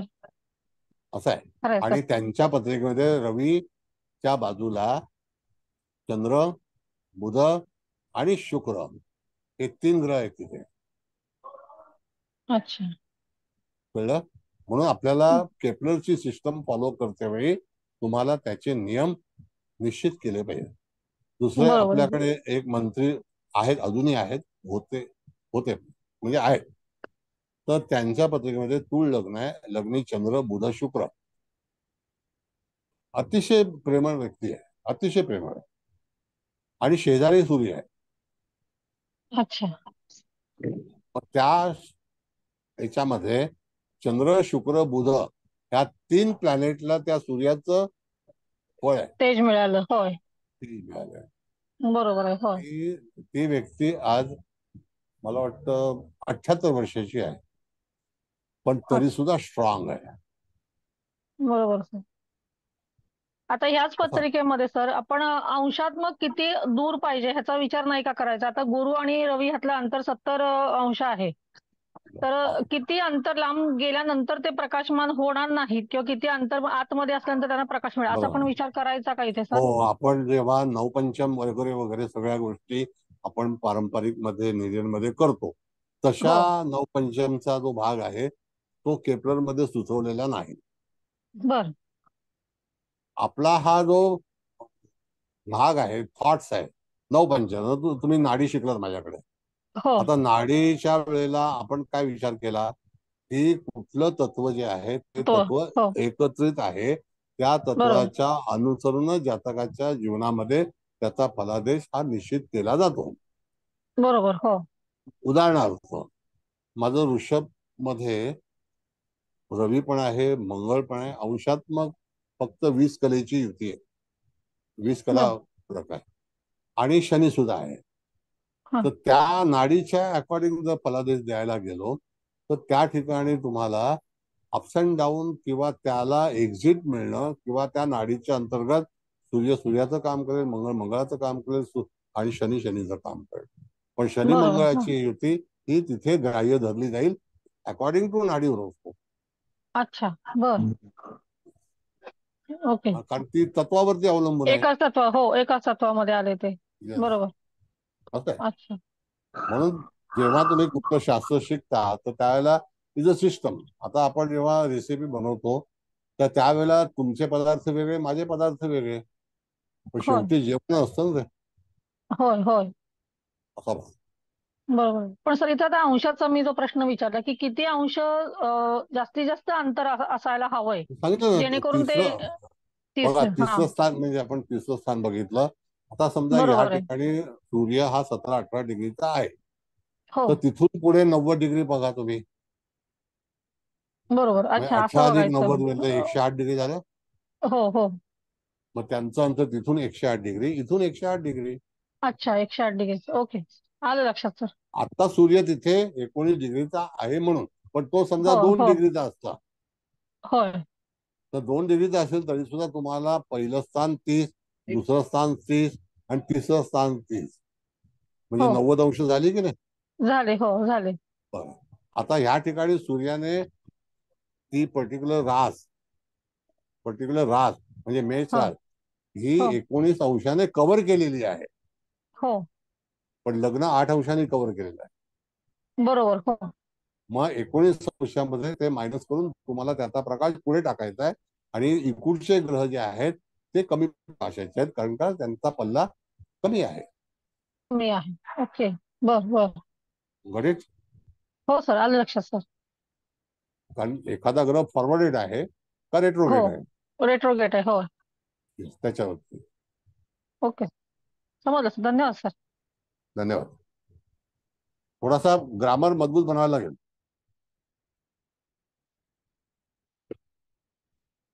सर. हा, बोला सर. मला असं विचारायचं की रवीच्या पुढे मागे 2 राशी, रवीचा प्रभाव त्या ग्रहांवर खूप आहे, पण रवीच्या आता जसं इथं 3ऱ्या भावात चंद्र शनी आहेत, म्हणजे रवीच्या 3ऱ्या भावामध्ये आहेत, तिथं जर राहू जर आला तर मग त्याचा प्रभाव, रवीचा प्रभाव कमी होईल का? नाही नाही नाही. रवी प्रभावशाली, रवी त्याला सपोर्ट नाही करणार, मग तुम्हाला राहूचे भोग भोगायचे. हा हा हा. म्हणजे जरी तो दुसऱ्या राशीत आला तरी तिथं राहून त्याचा प्रभाव दूषित होणार, म्हणजे ते फल. बघा, पडद्याच्या पलीकडे जाणार नाही ना प्रकाश. हो हो. दुसरा भाग असा आहे साहेब, सांगतो मला. बघा, प्रश्न फार चांगला आहे की राहू येतोय आणि सूर्य जातोय. येस. हा, त्याचं अंतर कमी होणार परत. अंतर तर कमी होईल, पण तो जर पडदा तिथे आहे तर त्याचा प्रकाश तिथपर्यंत जाणार कसा? हा. येस. ओके. आता Yes. शेवटी आपलं जीवन जे आहे हे सूर्यप्रकाशावरती अवलंबून आहे. Yes. सूर्यप्रकाशाचं तेज जर समुद्राच्या तळापर्यंत पोहोचत असेल आणि तिकडे जीवसृष्टी जी आहे ती जगत असेल, जिवंत राहत असेल, प्राणी असेल, पक्षी असेल, जलप्राणी असतील, तरी सुद्धा त्यांना सूर्यप्रकाशाची आवश्यकता आहे की नाही? होय सर. मग सगळेच ग्रह बर्फ प्रदेशामध्येच आहेत का? नाही. नाही. Yes.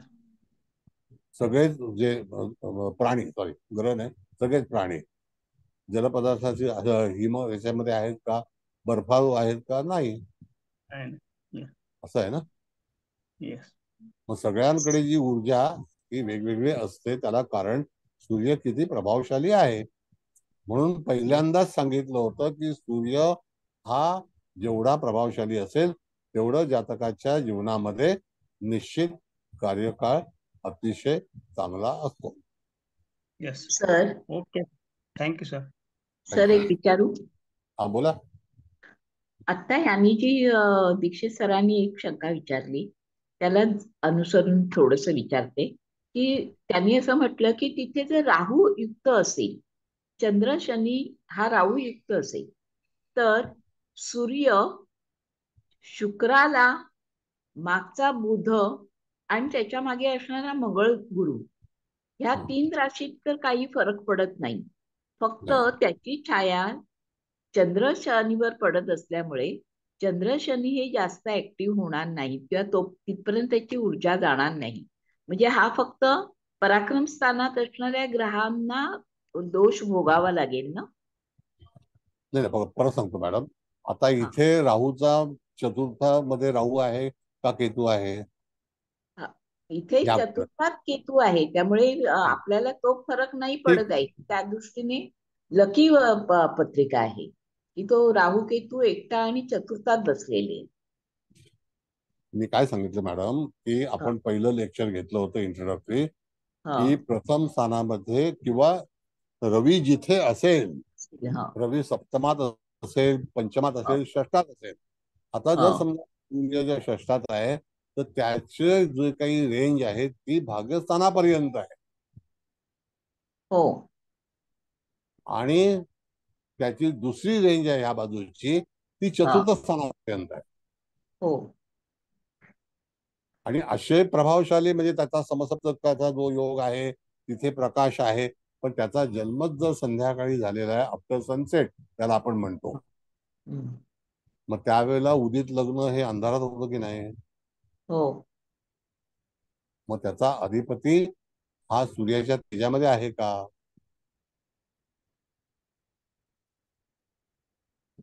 त्याचा सूर्याच्या ह्या बाजूला असेल तर तो सूर्याच्या कुठे सूर्याच्या तेजात आहे का?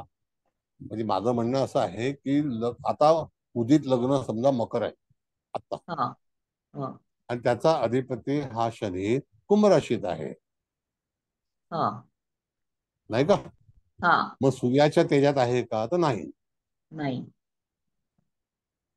बरोबर आहे. हो. आता सूर्याच्या तेजात नाही म्हणजे थोड्या वेळानंतर शनी आकाशात पूर्व दिशेला दिसणार आहे. तो तुम्हाला पाहता आला पाहिजे. आता पाऊस आहे, आता पाहायला मिळणार नाही. कळलं? हो सर. बरं चला, आता बराच वेळ झालाय, पुढच्या वेळेला आणखी क्लास घेऊ. पंचपक्षीच्या वेळेला लवकर या. रेकॉर्डिंग डाऊटफुल आहे तरी सुद्धा वेळेवर या आणि शिकून घ्या. फार मजेशीर शास्त्र आहे. सर मी एक प्रश्न विचारू? हा विचारा. सर रवी अष्टम आणि 6, 8, 12 असेल तर त्याचा कसा विचार करायचा इथे? म्हणजे रवी कुठेही असेल तरी चालेल. तुमचा आवाज बाउन्स होतो. सर रवी 6, 8, म्हणजे 8, 12 मध्ये असेल तर असं मी ऐकलं नाही मॅडम. नाही, आवाज तुमच्या याच्यामध्ये फरक पडतोय. तुम्ही आवाज मला तुम्ही एक तर हे बंद करा, तुमचा माईक बंद करा. मी तुम्हाला उत्तर देतो. केला बंद? माझा माईक बंदच आहे सर. आता बंद आहे ना? माईक बंद केलं मग बोलणार कसं? आता बंद केला का? आता बंद झाला. हा बंद. आता असं आहे मॅडम की 6, 8, 12 मध्ये असेल तरी सुद्धा त्या ठिकाणी रवी हा ज्या राशीत असेल त्यापासून 3 राशी अलीकडे आणि 3 राशी पलीकडे त्याच्यामध्ये असणारे ग्रह हे जास्ती तेजस्वी असतात, असा केपलर सायन्सचा नियम आहे. What it? हो सर. कळलं?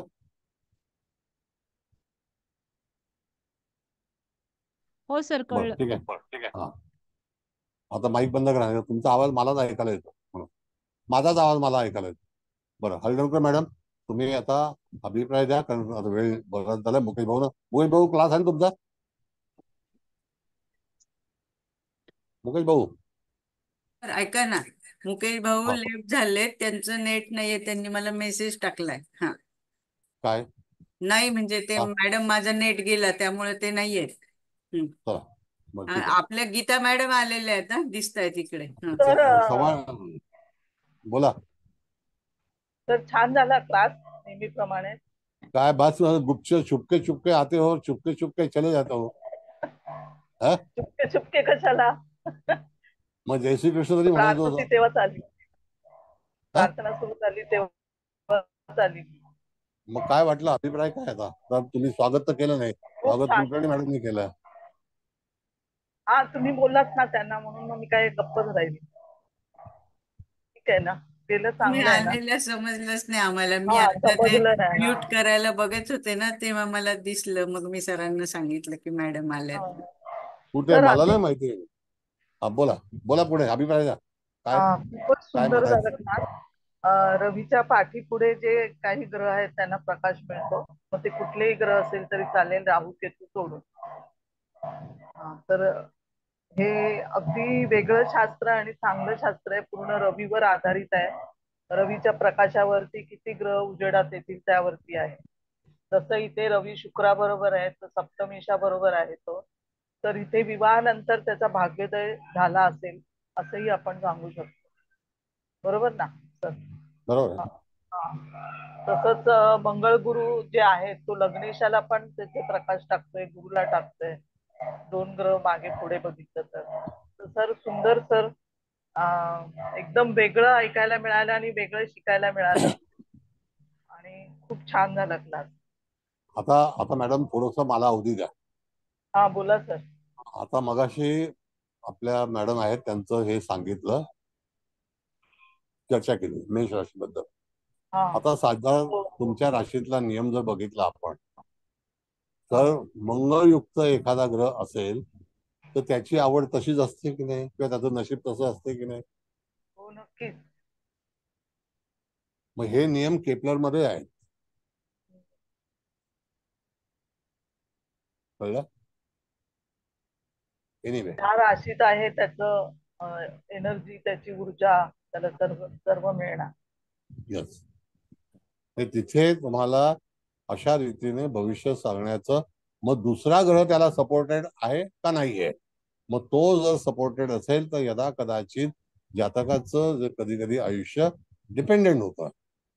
प्रत्येक मनुष्य हा इंडिपेंडेंट होण्यासाठी आलेला असतो, जगावं असं वाटतं त्याला, पण काही वेळेला तो कोणाच्या तरी नियंत्रणामध्ये असतो. हे त्याचं नशीब असतं, हे ओळखायचं असतं. म्हणून ठीक आहे. आता हळदणकर मॅडम तुम्ही अभिप्राय द्या. तर मॅडम तुम्हाला आणखी काय बोलायचं आहे का? नाही, आता माझा एक प्रश्न आहे की इथे रवीच्या चतुर्थात केतू आहे, तर केतू पर्यंत त्याचा प्रकाश इथे जाणार नाही, पण चतुर्थेत चंद्र आहे तर त्याला तो प्रकाश देतोय. इथे चतुर्थात केतू आहे आणि चतुर्थेत चंद्र शनी बरोबर आहे, तर आईला इथे त्रासदायक नाही होणार? नाही, आता भाग असा आहे की चतुर्थामध्ये राहू आहे किंवा केतू आहे, पण चतुर्थाचा जो चंद्र आहे अधिपती हा शनियुक्त झालेला आहे. बरोबर आहे ना? तर तिथे आईची चिंता ही निश्चित दर्शवली जाईल. हा फलादेश आहे ना. आणि सत्य आहे. आणि आईची चिंता आहे. एक तर काय आहे की आई आणि पत्नी त्याच्यापासून बराच काळ ही व्यक्ती परदेशामध्ये होती. एकटं राहावं लागलं. एकटं राहावं लागलं. दुसरी गोष्ट की आई चिंतेत असायची की माझा मुलगा, आणि प्रत्येक आईचं हे काम आहे बाबा, मुलगा जर तिच्या समोर नसेल तर तिला चिंता ही लागून राहते. तर तुमचं म्हणणं बरोबर आहे, कळलं का? असं आहे. बर, पुढे हळदणकर मॅडम बोला. हो सर. मी विचारू? हा विचारा. सर, जर एक्झाम्पल कुंभमध्ये सूर्य शनी बुध एकत्र आहे आणि 12वी राशीमध्ये बाजूमध्ये ते राहू आहे. वैयक्तिक फलादेश नाही. आता जी कुंडली मांडलेली आहे त्या कुंडलीबद्दल आपण अच्छा. विचारायचं. हा सर, जर मध्ये राहू आला आणि तिसऱ्या राशीमध्ये दुसरे ग्रह असले हा, तर त्या तर ग्रहांचा सूर्याचा प्रभाव प्रकाश मिळणार नाही. त्या ग्रहाचा आपल्याला कमतरता जाणवते. म्हणजे मध्ये पडदा करणार. डेफिनेटली हर्डल्स आहेत ना. म्हणून मी बरोबर. सांगतो madam, these are all Kepler system, केपलरचे नियम आहेत. Okay sir. केपलरनी जेव्हा नियमावली बनवली आणि ती नियमावली जी आहे ती 1600 साली, इसवी सन 1600 त्यावेळची नियम आहे. त्याच्यावरती नासाने तयारी केली. Okay sir. केपलर नावाची जागतिक दुर्बीण पण आहे, फार मोठी दुर्बीण केपलरची आहे. त्यांचं फार नाव आहे ऍस्ट्रॉनॉमी मध्ये, आणि ते ऍस्ट्रॉनॉमर म्हणून पण होते आणि ऍस्ट्रॉलॉजर पण होते.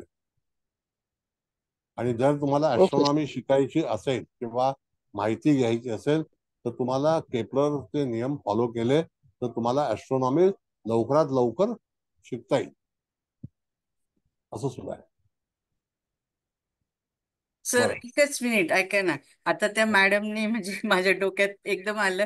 तर इथे आता हा जो केतू आहे ना चतुर्थात, तर त्याच्याऐवजी तो वृषभेत असता. हा, कोणी पण केतू म्हणा राहू म्हणा. आणि आता कसं ह्यांना चंद्र शनीला प्रकाश मिळतोय कारण इथे कोणी नाहीये, पण इथे केतू आहे तर मग त्यांना नाही मिळणार की थोडा मिळेल? कारण आपण ते 90 डिग्री पर्यंत म्हणतोय ना, तेवढं फक्त सांगा. हा हा सांगतो. तुमचं म्हणणं असं आहे की चंद्र हा राहूयुक्त असता तर? नाही, चंद्र नाही. आता इथे वृषभ रास आहे ना सेकंड स्थानात, तर तिथे केतू किंवा राहू असता. चंद्र शनी मग तिथे पुढचं कार्य जे आहे नाही, ते ऍडवायजेबल नाही. अच्छा. हा. तुमचं म्हणणं एकदम परफेक्ट आहे मॅडम.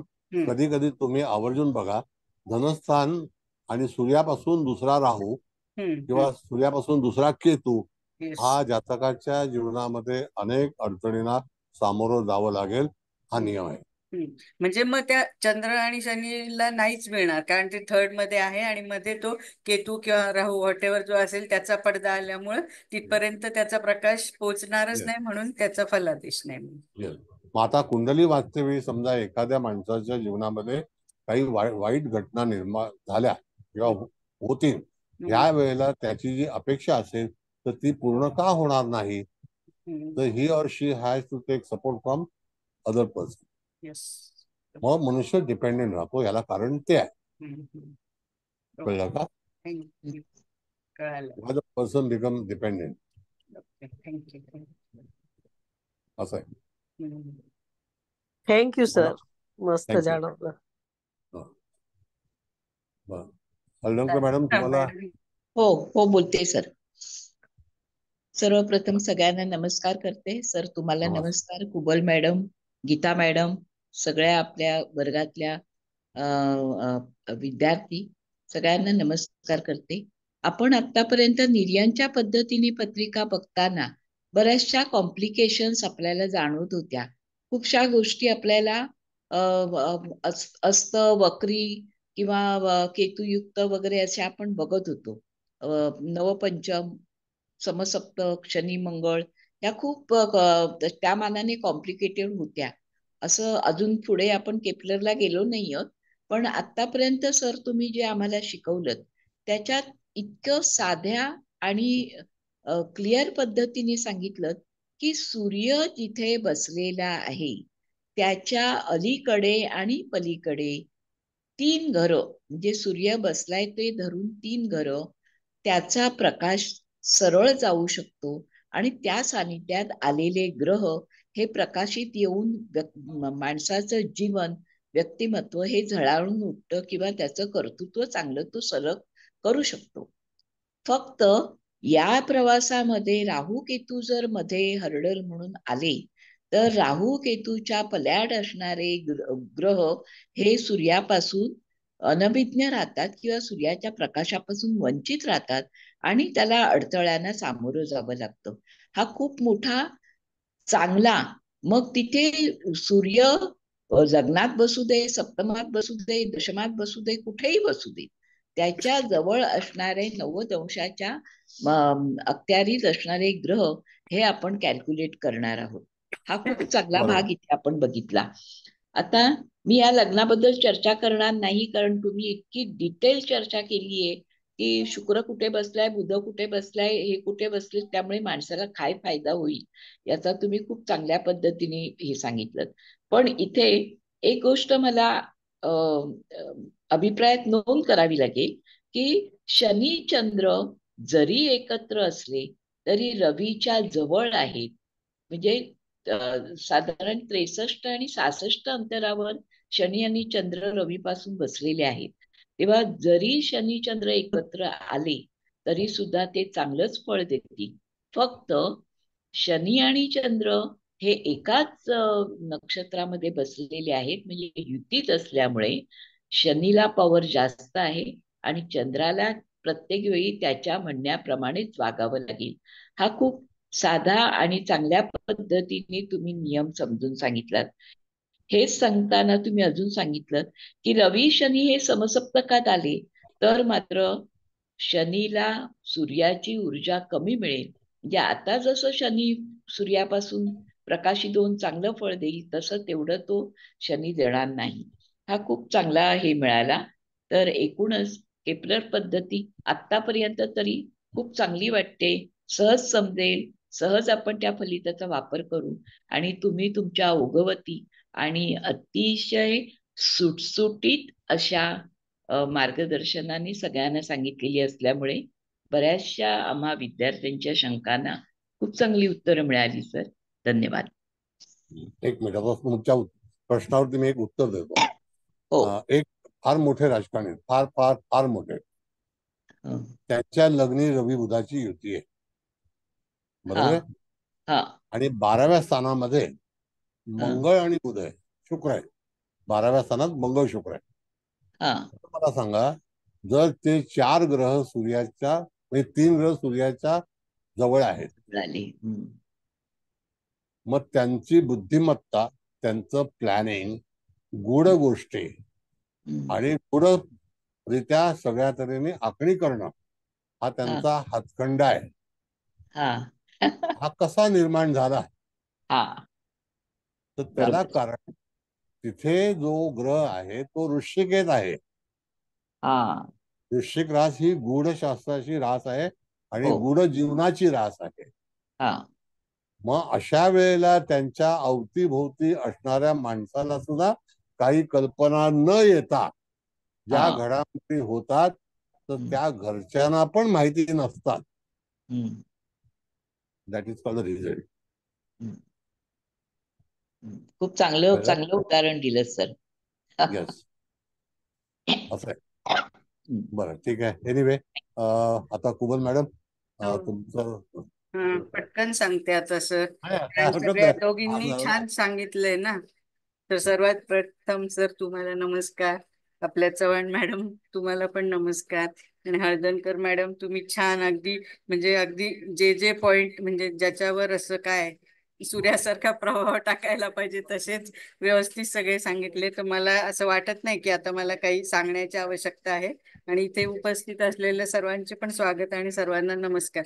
तर मला जे कळालं आता ते फक्त मी सांगते थोडक्यात, की म्हणजे ज्यावेळेस आपल्याला एखाद्या जातकाची पत्रिका येते, निर्णयांच्या जागी आहेच आहे, पण त्याच्यात कसे खूप आपल्याला नियम आणि हे सगळं बघावं लागतं. मला असं ऍज कम्पेअर टू ते आत्ताशी आपलं 3रं लेक्चर आहे तसं, पण म्हणजे हे छान वाटते. एकदा आपण ती सूर्याची पोझिशन बघितली आणि राहू केतू कुठं आहेत ते बघितले की म्हणजे आपल्याला त्या सूर्या, म्हणजे तो सूर्य कोणाला जास्त प्रकाशमान करतोय हे लक्षात येतं. म्हणजे तो आपण मेन, जसं लाल किताब मध्ये काहीतरी म्हणतात ना, तो एक कुठला ग्रह म्हणतात सर त्याला, काहीतरी शब्द नाही, एक मेन ग्रह जो असतो ना त्याला आपण काहीतरी शब्द वापरायचा, असतो बघा, तर म्हणजे हा मुख्य किस्मत का असं. तारा.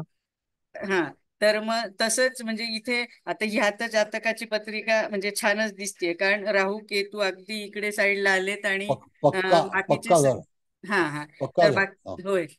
तर हा आणि मग इथे म्हणजे बुधाचा, शुक्राचा, चंद्राचा, शनीचा, गुरुचा, मंगळाचा सगळेच त्याला म्हणजे चांगले आहे. म्हणून तुम्ही असं म्हणाले ना की जातक एक तर शुक्र आणि सूर्यामुळे तो सुस्वरूप असेलच, नो डाऊट.